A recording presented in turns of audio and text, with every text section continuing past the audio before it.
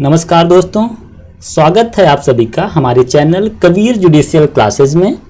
आज हम इस वीडियो में डिस्कस करेंगे यूपी पुलिस रेगुलेशंस और पुलिस एक्ट 1861 के 50 बेहद महत्वपूर्ण क्वेश्चंस जो आपके परीक्षा के दृष्टिकोण से बहुत ही महत्वपूर्ण होने वाले हैं। ये सारे के सारे क्वेश्चन पेपर हम बेसिकली कवर किए हैं। जो प्रीवियसली आपके क्वेश्चन पेपर थे यूपी एपीओ के, उन सारे क्वेश्चन पेपर को हम कंपाइल किए हैं। तो चलिए स्टार्ट करते हैं मोटिवेशनल कोट से। यदि आप कोशिश करते हो और कुछ भी हासिल नहीं होता तो उसमें आपकी कोई गलती नहीं है, लेकिन यदि आप जरा भी कोशिश नहीं करते और हार जाते हैं तो उसमें पूरी आपकी ही गलती होती है। कहते हैं ना कि हार जीत तो परिणाम है, कोशिश हमारा काम है। हमारा कर्तव्य है कि हमको मेहनत करना है, परिणाम चाहे जो कुछ भी हो। चलिए स्टार्ट करते हैं पहले क्वेश्चन से। In which sections of the police act deals with powers of district Superintendent of Police to regulate the volume of music on the roads on the occasions of festival। तो questions आपका पहला कहता है कि जो occasions होते हैं, कोई प्रोग्राम होता है, मेले वगैरह लगते हैं या फिर कोई फेस्टिवल्स होता है, उसमें अगर जो म्यूजिक बजाने का जो प्रावधान है सड़कों पे, तो उनको रेगुलेट करने की अथॉरिटी किसको दी गई है और किस सेक्शन के अकॉर्डिंग। ऑप्शन 1 क्या है, सेक्शन 15A है। Option 2 section 27। Option 3 section 13 clause 4 and option 4 section 16 clause 3। तो करेक्ट आंसर क्या है, option number 3 is the correct answer. Section 13 clause 4 में ये बताया गया है कि पुलिस ऑफिसर रेगुलेट करेगा volume of music on the roads on the occasions of festival. Section 15 में क्या डिस्कस करता है, तो सेक्शन 15 आपका डील करता है awarding compensation to suffered from misconduct of inhabitants of persons interested. तो इसका क्या सेक्शन 15 आपका डील करता है बेसिकली कंपेंसेशन से। और सेक्शन 17 आपका सेक्शन 27 क्या है, तो सेक्शन 27 आपका डील करता है confiscation of property if not claimant affairs. Confiscation of property. Section 13 clause 4 आपका क्या है, म्यूजिक इन द स्ट्रीट। और सेक्शन 16 आपका है, सेक्शन 16 डील करता है रिकवरी ऑफ मनी से, recovery of money. Question number 2 हम लोग देखते हैं, which one of the following is not correctly matched as per UP police regulations. Option 1 arm police chapter 6। Chapter 8 में क्या है, तो माउंटेड पुलिस का प्रोविजन है। चैप्टर 9 आपका विलेज पुलिस के बारे में प्रावधान करता है, बट इन्वेस्टिगेशन आपका चैप्टर 10 में नहीं है। चैप्टर 10 क्या डील करता है, चैप्टर 10 आपका डील करता है reports made at A police station, report made at police station. ठीक है, तो करेक्ट आंसर क्या है, इन्वेस्टिगेशन आपका चैप्टर 10 नहीं है। चैप्टर 10 आपका डील करता है reports made at A police station. Chapter 6 आपका आर्म्ड पुलिस से रिलेट करता है। माउंटेड पुलिस आपका चैप्टर 8 है और विलेज पुलिस का जो प्रावधान है वो चैप्टर 9 में बताया गया है। क्वेश्चन नंबर 3 हम लोग देखते हैं, which one of the following sections deal with powers of special police officers under police act 1861। तो powers of special police officer किस सेक्शन में दिया गया है, सेक्शन 17, सेक्शन 18, सेक्शन 19, सेक्शन 20। तो सेक्शन 17 बेसिकली आपका डील करता है स्पेशल पुलिस ऑफिसर का जो प्रावधान है वो सेक्शन 17 है, स्पेशल पुलिस ऑफिसर। लेकिन इसका जो पावर का प्रावधान है वो सेक्शन 18 में दिया गया है, powers of special police officer. तो इसका करेक्ट आंसर क्या है, option number 2 is the correct answer. Option section 19 में क्या है, तो सेक्शन 19 आपका डील करता है refusal to serve as a special police officer. यानी कि जब कोई पुलिस ऑफिसर एक स्पेशल पुलिस ऑफिसर की जो पोस्ट होती है उसको सर्व करने के लिए अगर मना करता है तो उसका प्रावधान किसमें है, सेक्शन 19 में है। वहीं सेक्शन 20 क्या है, तो सेक्शन 20 आपको अथॉरिटी प्रोवाइड कराता है, authority to be exercised by police officer, authority to be exercised by police officer.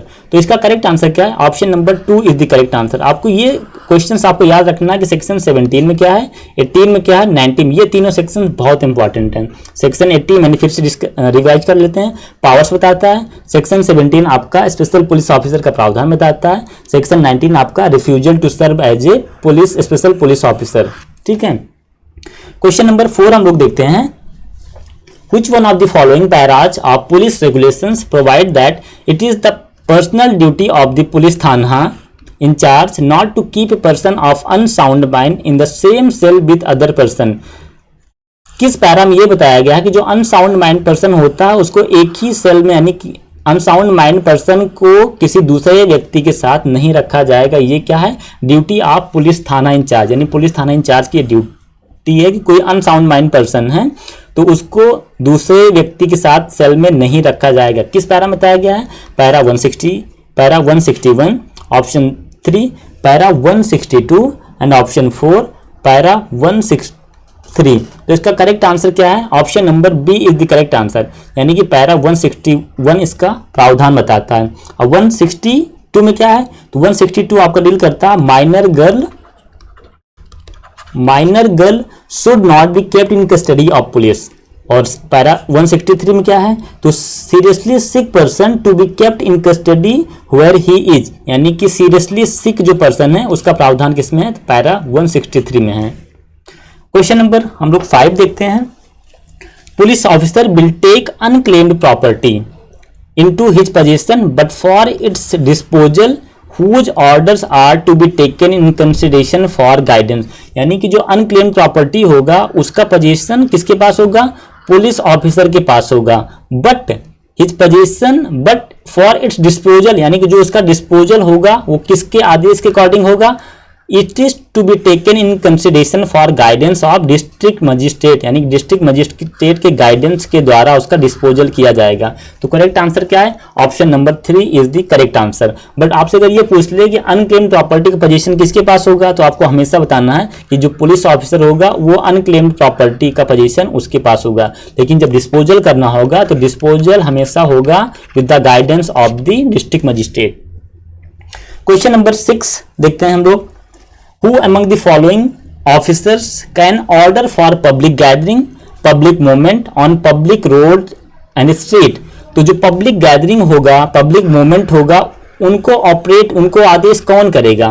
Option 1 police थाना incharge, option 2 superintendent of police, option 3 magistrate and option 4 any of the above. तो correct answer क्या है? Superintendent of police can order for public gathering, public movement on a public road and street. Option 2 is the correct answer. Question number 7 हम लोग देखते हैं। Under section 15 clause 3 of the police act, यानी 15 clause 3 आपका किससे deal करता है? 15(3) deal करता है डिस्टर्ब और डिस्टर्बल्ड जो एरियाज होते हैं, यानी कि जो ट्रबल्ड और डिस्टर्ब्ड एरियाज होते हैं, डिस्ट्रिक्ट होते हैं, क्षेत्र होते हैं, उनका जो cost of additional police force shall be borne by, यानी कि कहीं पर कोई डिस्टर्ब एरिया है वहां पर जो पुलिस सर्विस करती है, वहां पर एडिशनल फोर्सेज लगती हैं, तो उनके जो खर्चे होंगे उनको कौन वहन करेगा? ये सेक्शन 15 क्लॉज 3 ये बताता है। Residential of the area, option 2 state government, option 3 local bodies and option 4 police department. तो रेजिडेंट्स ऑफ द एरियाज होंगे, यानी कि जो उस क्षेत्र के निवासी होंगे वो उनका खर्चा वहन करेंगे। तो option number 1 is the correct answer. Question number 8 देखते हैं। Who among the following will appoint head constable in armed police through promotion from constables of the district police force? Option 1 assistant superintendent of police, option 2 deputy superintendent of police, option 3 superintendent of police and option 4 magistrate with the consultant. तो correct answer क्या है? Superintendent of police will appoint head constable, यानी कि जो head constable का जो appointment होगा वो कौन करेगा? Superintendent of police in armed police through, यानी कि आर्म्ड पुलिस के जरिए जो हेड कांस्टेबल की नियुक्ति होगी वो सुपरिंटेंडेंट ऑफ पुलिस करेगा। तो करेक्ट आंसर क्या? Option number 3 is the correct answer. Question number 9. In which one of the following paras of UP police regulation it has been laid down that the constables of the civil police, यानी कि जो civil police होगा वो armed police नहीं होगा, exception को छोड़ करके। किस पैरा में बताया गया है? तो पैरा 61 आपका डील करता है कि जो कांस्टेबल होगा वो सिविल पुलिस होगा, but it shall not armed force armed except on A special occasion, यानी कि स्पेशल ओकेजन को छोड़ के वो क्या होगा? सिविल पुलिस होगा। तो पैरा 61 इसको डील करता है। क्वेश्चन नंबर हम लोग 10 देखते हैं। After examination of any injury of after death the medical officer will prepare report इन, यानी कि जो मेडिकल ऑफिसर होगा वो रिपोर्ट, किसी व्यक्ति की इंजरी के बाद मृत्यु हो जाती है तो एग्जामिनेशन जो रिपोर्ट होगी वो कितने दिन के कितनी कॉपीज बननी चाहिए? Option 1 2 copies, option 2 3 copies, and option 4 4 copies, and option 4 such number as demanded by relative of victim. So correct answer क्या है? 3 copies, यानी कि examination of injury of after death, यानी कि डेथ के बाद जो एग्जामिनेशन इंजरी बनेगी, रिपोर्ट बनेगी, वो 3 कॉपियों में बनाई जाएगी. तो करेक्ट आंसर क्या है? Option number 2 is the correct answer. Question number 11, who is officer in charge of a thana from among the following?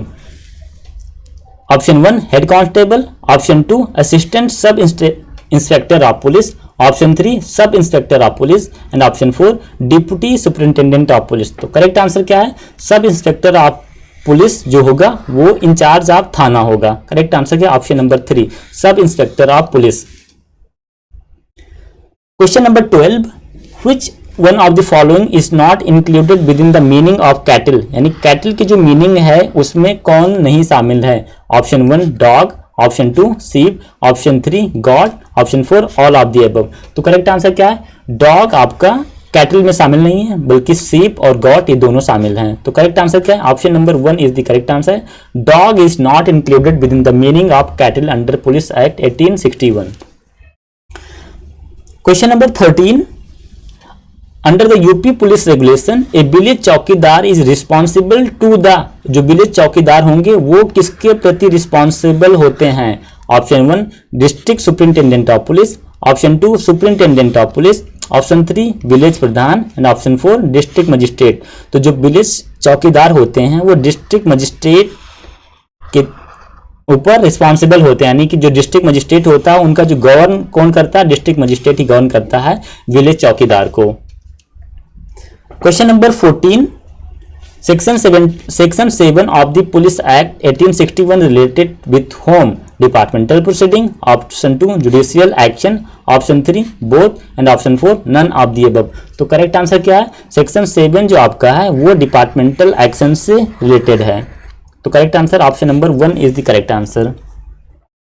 Question number 15, which one of the following sections of the Police Act 1861 provide that a police officer is always on duty and may be deployed in any part of the general police district, यानी कि जो police officer होंगे वो हमेशा क्या होंगे? वो always on duty, हमेशा वो ड्यूटी पर होंगे और कहीं भी डिस्ट्रिक्ट में डिप्लॉय किए जाते हैं. वो किस सेक्शन के through? Section 20, option 2 section 21, section 22, section 23. तो करेक्ट आंसर क्या है? सेक्शन 22 आपका प्रोविजन बताता है कि जो पुलिस ऑफिसर होगा वो हमेशा ड्यूटी पे होगा और इनको डिस्ट्रिक्ट में कहीं भी इनको अपॉइंट किया जा सकता है. तो option number 3 is the correct answer. Section 20 क्या है आपका?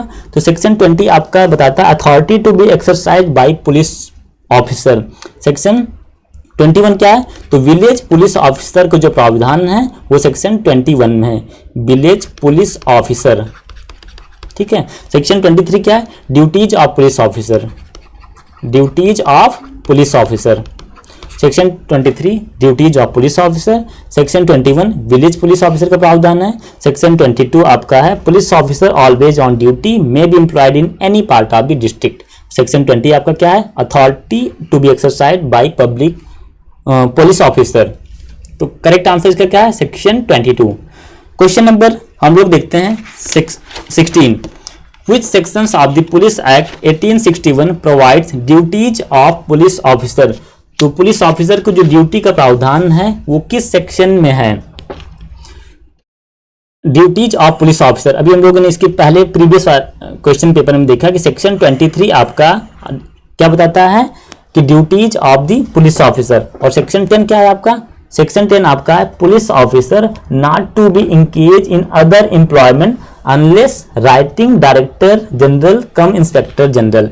सेक्शन 10 आपका क्या है? Officer not to be engage in other employment, किसी अदर एम्प्लॉयमेंट में पुलिस को नहीं रखा जाएगा एक्सेप्ट कुछ प्राविधान है जिसमें आपको ड्यूटी आपको निर्धारित की जा सकती है. सेक्शन 18 क्या है आपका? तो powers of special police officer. Section 18 powers of special police officer. Section 24 क्या है? पुलिस ऑफिसर में ले इंफॉर्मेशन. तो इसका करेक्ट आंसर क्या है? Option number 2 is the correct answer, section 23. Which of the following sections of the Police Act 1861 empowers the police to regulate public assemblies and procession and licensing of the same? Section 32, Section 30, section 28, section 26। तो correct answer क्या है? Section 30 आपका deal करता है public assemblies and procession and licensing the same. तो correct answer क्या है? Section 30 आपका पब्लिक असेंबलीज और प्रोसेशन के बारे में बताता है। चलिए क्वेश्चन नंबर हम लोग 18 देखते हैं। Punishment of with holding of increments और promotions of police officer under section 7 of the police act is effective from, किस डेट से इफेक्टिव है? तो 1 अप्रैल 1944 से इफेक्टिव है। तो इसका करेक्ट आंसर है option number 2 is the correct answer. Section 7 क्या है आपका? तो सेक्शन 7 आपका डील करता है appointment, dismissal, etc. of inferior officer. ठीक है, अपॉइंटमेंट एंड डिसमिसल से संबंधित है। डिपार्टमेंटल प्रोसीडिंग का जो प्रावधान है वो आपका सेक्शन 7 में है, appointment and dismissal. Question number 19, inspector general of police can appoint additional police near the railways with the consent of the following. यानी कि जो इंस्पेक्टर जनरल ऑफ पुलिस होगा वो एडिशनल पुलिस फोर्स तैनाती कर सकता है नियर रेलवे, यानी कि रेलवे के बगल में, पास में रेलवे पर एडिशनल पुलिस फोर्स की नियुक्ति किसके कंसेंट से करेगा? District magistrate, option 2 railway magistrate, option 3 state government and option 4 superintendent of police railway. तो करेक्ट आंसर क्या है? स्टेट गवर्नमेंट के कंसेंट से inspector general of police railway के पास में एडिशनल पुलिस फोर्स की तैनाती करेगा। Option number 3 is the correct answer. Question number 20 हम लोग देखते हैं। Which chapter of UP police regulation is related to absconded offender. ये बहुत ही इंपॉर्टेंट क्वेश्चन है कि किस चैप्टर में ऑब्सकॉन्डेड ऑफेंडर का प्रावधान किया है, यानी भगौड़ा जो अपराधी होते हैं उनका प्रावधान किस चैप्टर में दिया गया है? Option 1 chapter 24, option 2 chapter 19, chapter 37, chapter 18। तो आपका चैप्टर 24 आपका डील करता है पुलिस ऑफिसर में ले इंफॉर्मेशन। चैप्टर 19 क्या है? चैप्टर 19 आपका डील करता है ऑब्सकॉन्डेड ऑफेंडर। इसका करेक्ट आंसर क्या है? Option number 2 is the correct answer. वहीं पर आपका चैप्टर 37 जो है, 37 आपका डील करता है recovery of penalties on a fines impose by magistrate, यानी कि जो मजिस्ट्रेट फाइन इम्पोज करेगा, पेनाल्टी इम्पोज करेगा, वो आपका चैप्टर 37 के थ्रू किया जाएगा। ठीक है, आपका चैप्टर 18 क्या है? Powers of special police officer. Chapters powers of special police officer, basically ये सेक्शंस हैं, सेक्शन 24, सेक्शन 19, सेक्शन 37 और सेक्शन 38। तो इसका करेक्ट आंसर क्या है? Option number 2 is the correct answer. Which of the following paras of the UP police regulations related to post-mortem and procedure thereof, यानी कि postmortem का जो प्रोसीजर दिया गया है वो किस पैरा में दिया गया है?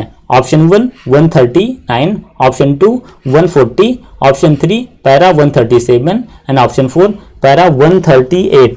तो आपका जो पोस्टमार्टम का जो प्रोसीजर है वो आपका पैरा 139 में बताया गया है। तो इसका करेक्ट आंसर है ऑप्शन नंबर 1 पैरा 139। आपका पैरा 140 क्या है? तो पैरा 140 आपका डील करता है object of examination should clearly explained in inquest report, यानी कि जो इंक्वेस्ट रिपोर्ट बनती है उसमें हमेशा जो एग्जामिनेशन होगा तो उसका ऑब्जेक्ट हमेशा क्लियरली लिखा जाएगा। ठीक है, और 137 क्या होगा? तो पैरा 137 बताता है कि dead bodies for examination should be sent to district magistrate, यानी कि जो डेड बॉडी होगी वो डिस्ट्रिक्ट मजिस्ट्रेट को भेजी जाएगी एग्जामिनेशन के लिए, पैरा 137। ठीक है, तो इसका करेक्ट आंसर क्या है? ऑप्शन नंबर 1 139 में पोस्टमार्टम का प्रोसीजर बताया गया है।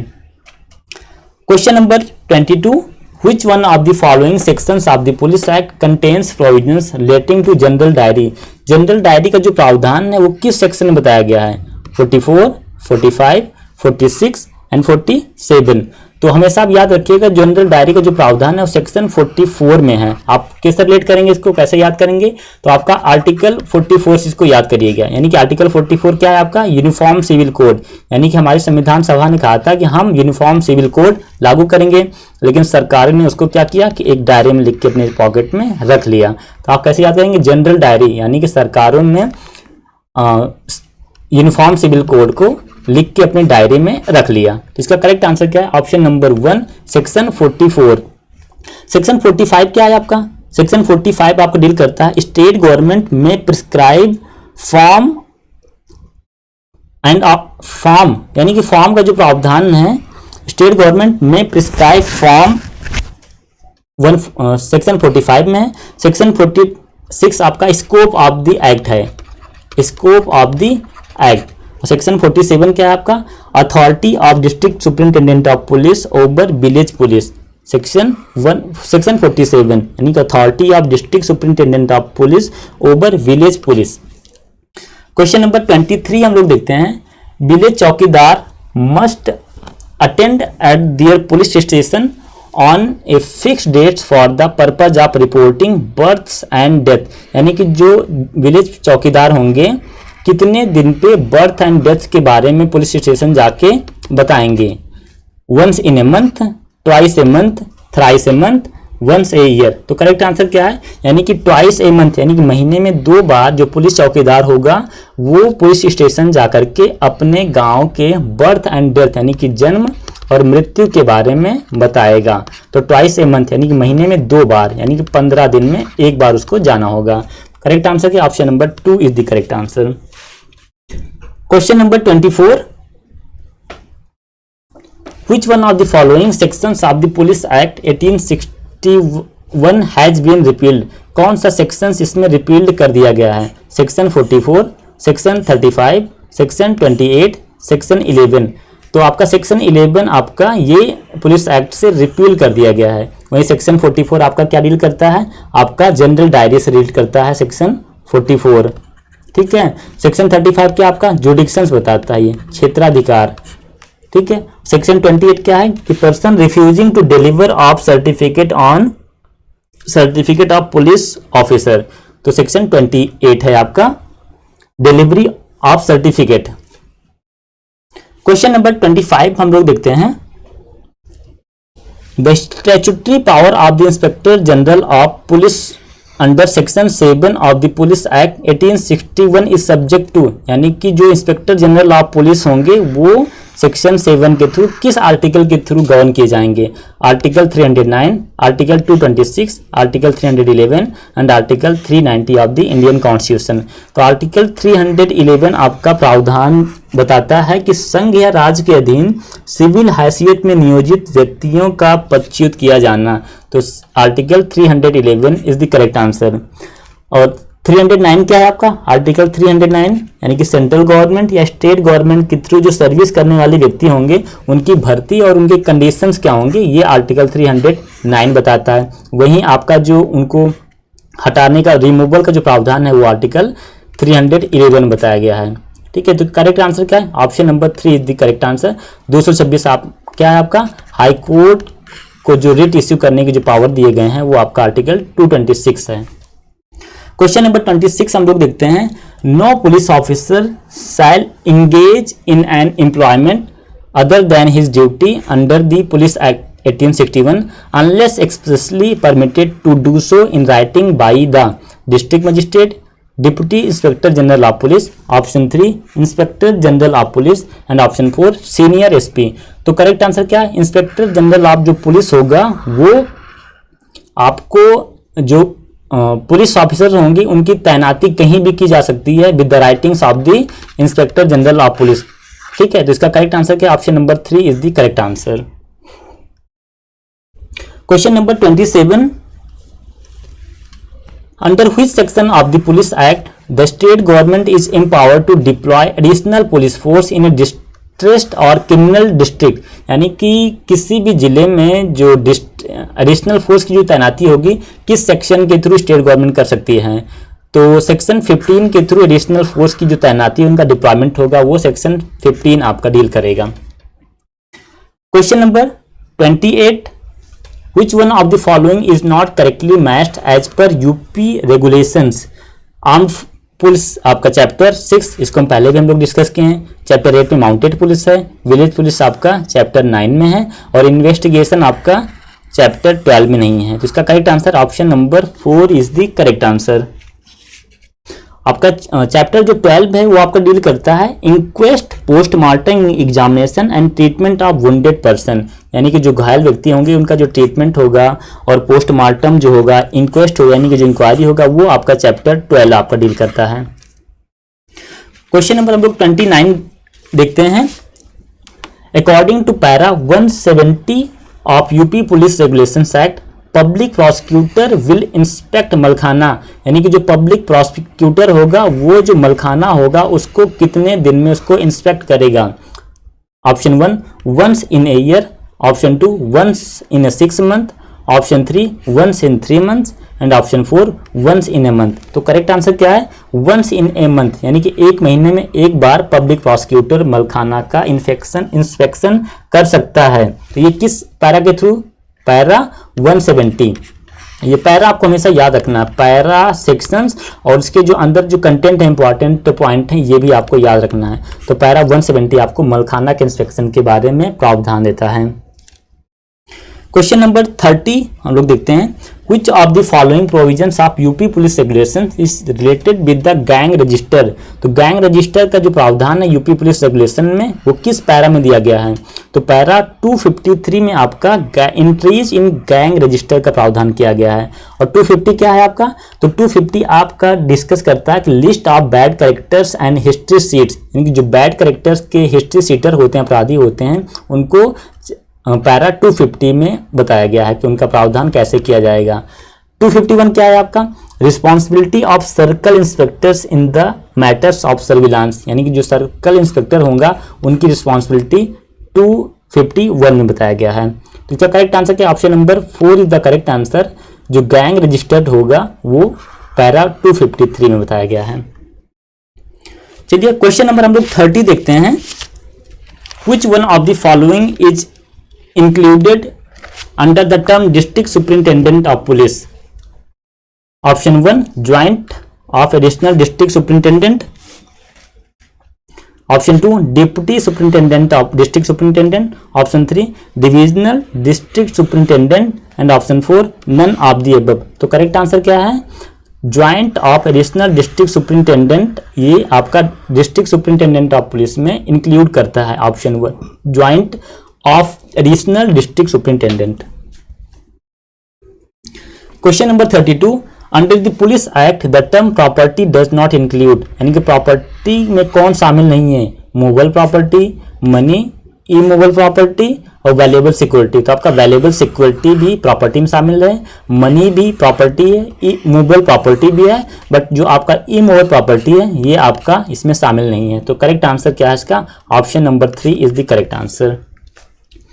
Question number 33 inquest, postmortem examination and treatment of wounded persons are provided in which paragraph of UP police regulations. तो करेक्ट आंसर क्या है? ऑप्शन नंबर 1 पैरा 129 टू 146, यानी कि 129 से लेकर जो 146 है पैरा, इसमें क्या बताया गया है कि inquest, postmortem examination and treatment of wounded person, यानी कि जो इनका पोस्टमार्टम होगा, एग्जामिनेशन होगा और घायल व्यक्ति का जो वोंडेड पर्सन का ट्रीटमेंट है वो आपका 129 से 146 के पैरा में डील किया जाएगा। 147 से 164 क्या है?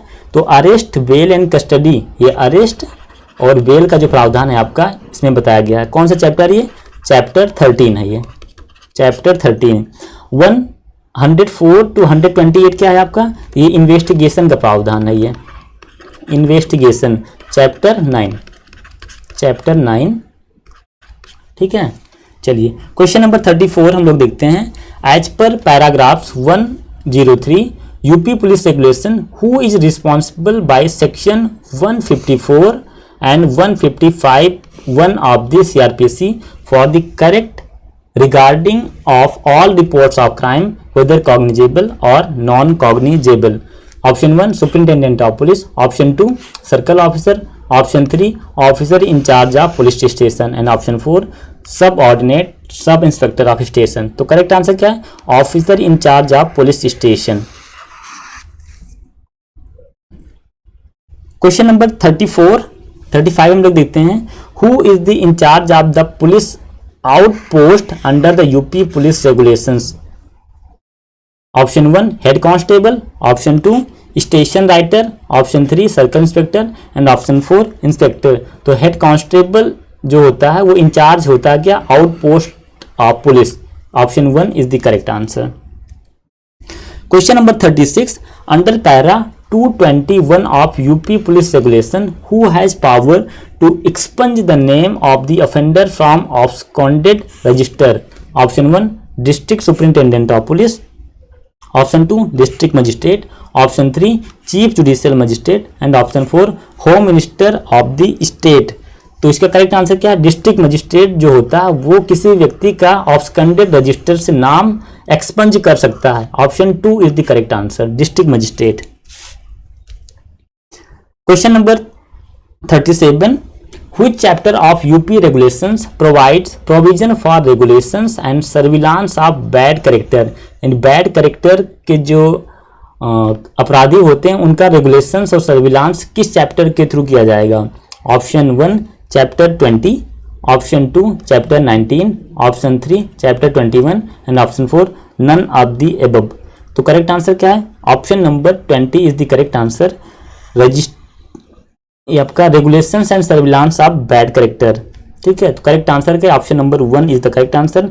19 क्या है आपका, तो ऑब्सकॉन्डेड ऑफेंडर के बारे में बताता है। और 21 क्या है, execution of process, execution of process. और 19 क्या है, ऑब्सकॉन्डेड ऑफेंडर, ऑब्सकॉन्डेड ऑफेंडर। क्वेश्चन नंबर 38 हम लोग देखते हैं।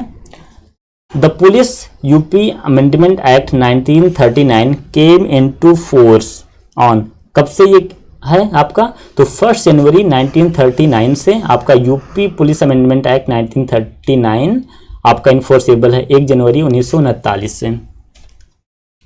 Question number 39, how many categories of history sheets are made in the UP police regulation, यानी कि जो हिस्ट्री सीट्स है वो कितने प्रकार, कितनी कैटेगरी उसमें, तो 2 कैटेगरीज में डिवाइड किया गया है यूपी पुलिस रेगुलेशन एक्ट में। हिस्ट्री सीट्स जो होंगे वो 2 कैटेगरीज में होंगे, ठीक है।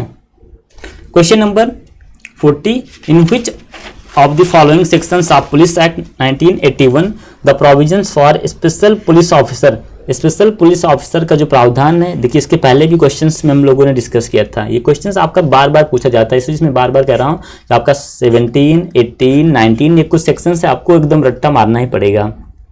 तो आपका सेक्शन 17 आपका क्या डील करता है, स्पेशल पुलिस ऑफिसर के बारे में प्रावधान करता है। वहीं जो पावर का है, power of special police officer क्या है, सेक्शन 18 में बताया गया है पावर, ठीक है। सेक्शन 16 क्या है, रिकवरी ऑफ मनी, ठीक है। और आपका 14 सेक्शन 14 क्या है, appointment of additional forces in the neighbourhood of railway and other works, यानी कि जो रेलवे के पास में एडिशनल पुलिस फोर्स की तैनाती होगी वो सेक्शन 14 आपका बताता है। सेक्शन 15 क्या है आपका, तो सेक्शन 15 आपका है quartering of additional police disturbed and, यानी कि जो डेंजरस होंगे या फिर कहीं प्रोटेस्ट एरियाज होंगे डिस्ट्रिक्ट में, वहां पर एडिशनल फोर्स की जो तैनाती होगी वो सेक्शन 15 के थ्रू की जाएगी। क्वेश्चन नंबर 41 देखते हैं, which section of the police act 1861 has not been repealed, तो कौन सा इसमें से सेक्शन रिपील्ड नहीं किया गया है, ठीक है। तो करेक्ट आंसर क्या है, सेक्शन 37 आपका रिपील्ड नहीं किया गया है। Option 1 is the correct answer. वहीं सेक्शन 38, 39 और 40 ये आपके रिपील्ड कर दिए गए हैं।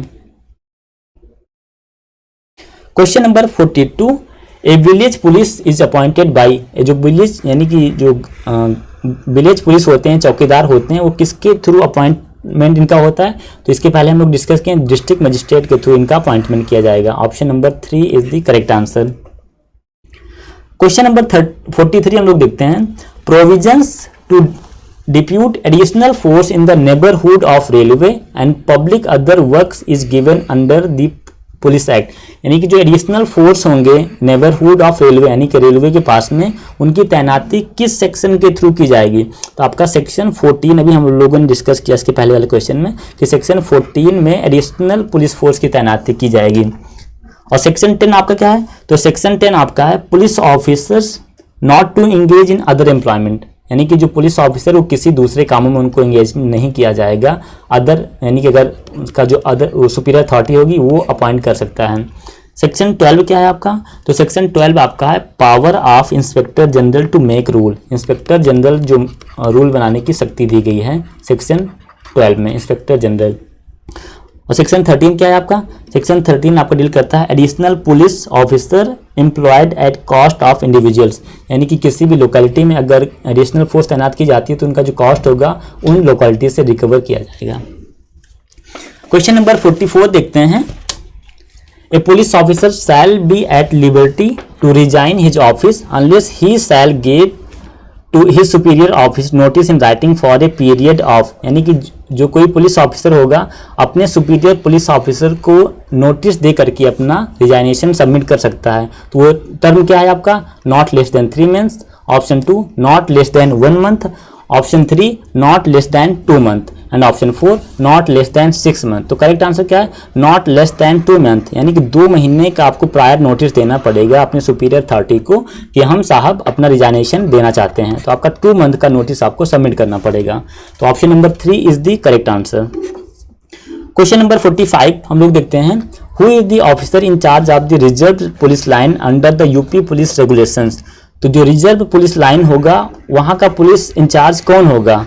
Option 1 circle inspector, option 2 officer incharge of police station, option 3 reserve inspector and option 4 subordinate sub inspector. तो करेक्ट आंसर क्या है?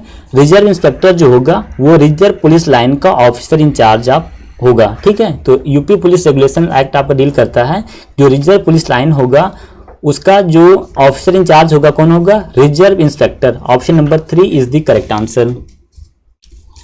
क्वेश्चन नंबर 46 हम लोग देखते हैं।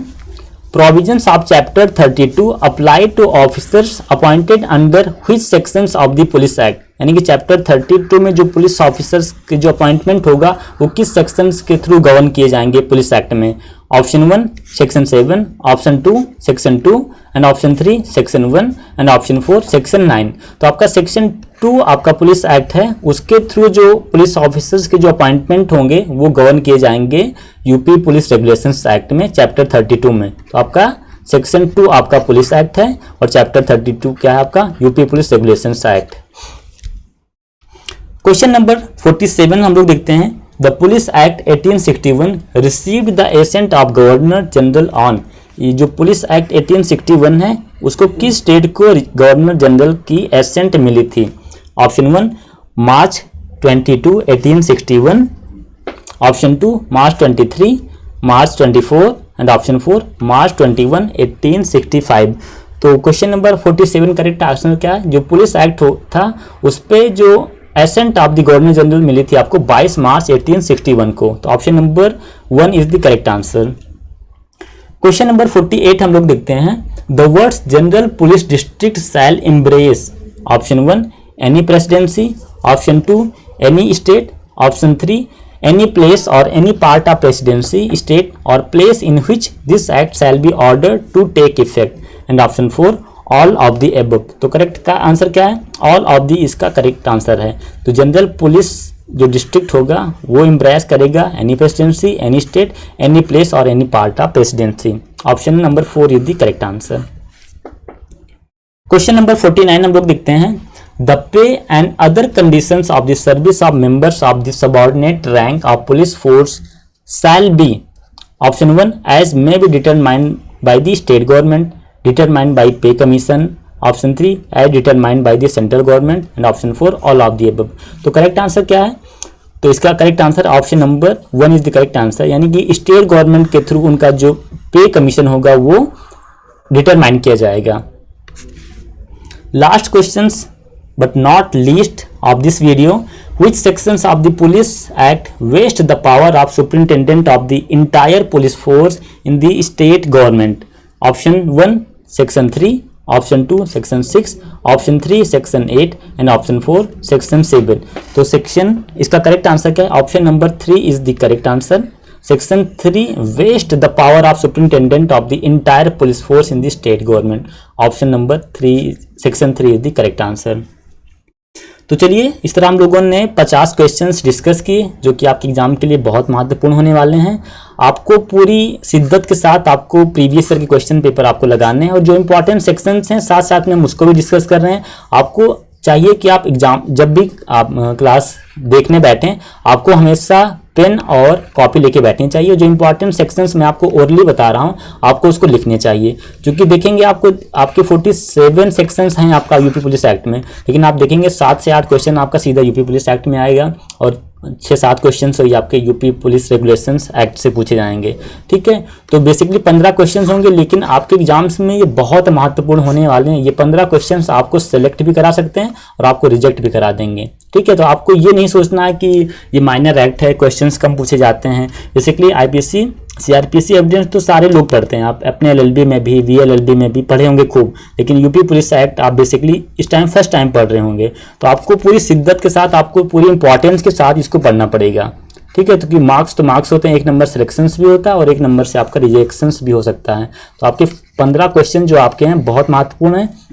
कोशिश करेंगे हम यूपी रेगुलेशंस एक्ट और पुलिस एक्ट को लेकर के कम से कम 200 से 250 से क्वेश्चंस हम कवर करेंगे 4-5 वीडियो में, और इन्हीं 4-5 वीडियो में से सारे क्वेश्चंस आपके फंसने वाले हैं।